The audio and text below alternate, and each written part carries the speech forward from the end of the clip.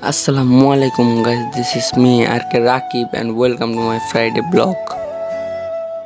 Guys, আজকে Friday ছিল তাই চলে যাচ্ছি কাজিনদের সাথে আড্ডা দিতে। আবারও সেই মুক্তধারা সিটি যেখানে ভাইরাল চা পাওয়া যায়। আর আজকে আমি যাইতাছি সাইকেল নিয়ে, আমি আর ভাই আগে আগে চলে যাচ্ছি। সাইকেল ভাইয়া চালাবে তাই আমি যা পিছনের সিটে বসে পড়লাম আর ভাইয়াকে বললাম চলো আমরা সবার আগে যে বসবো, কারণ শুক্রবার দিন ওইখানে খুবই ভিড় থাকে। আর আমি ভালোভাবে 4-5টা ভিডিও নিতেছিলাম আপনাদের জন্য। বাসার থেকে মুক্তধারা সিটি অনেক দূর ছিল, সাইকেল নিয়ে যেতে একটু প্যারা হয়েছে, তাও দুজনে মিলে যাইতেছিলাম 4-5টা প্রকৃতি দেখতে দেখতে।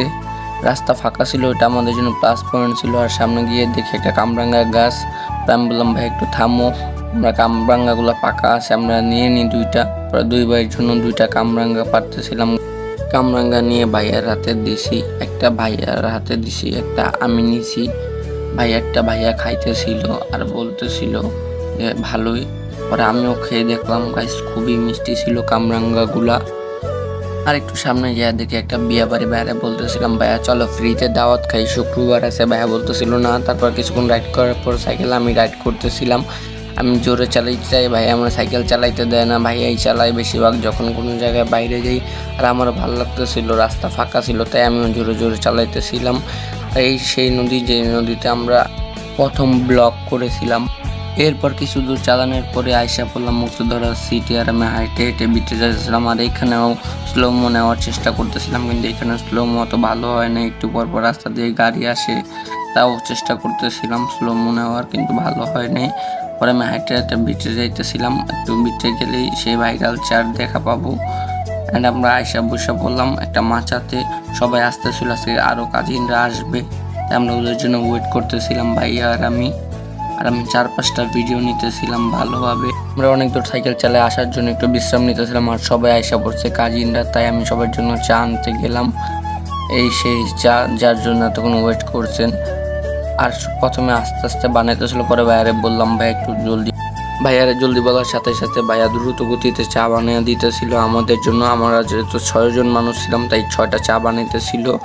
ভাইয়া সব কিছু দিতেছিল চাতে বেশি বেশি। আমি বলতেছিলাম ভাইয়া একটু ভালোভাবে বানিয়ে দেন, বারবার বলার জন্য ভাইয়া একটু বেশি ভালোভাবে বানিয়ে দেয়।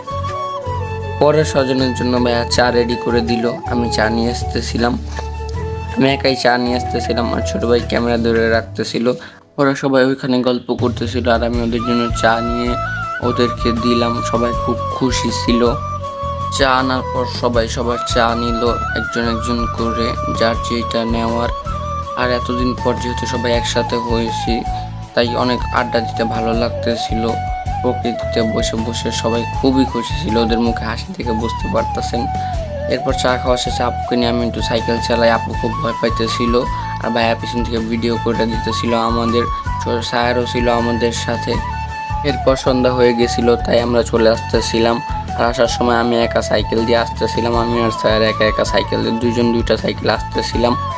আর ভাইয়াকে বললাম ভাইয়া একটু ভিডিও করে দাও আমাদের।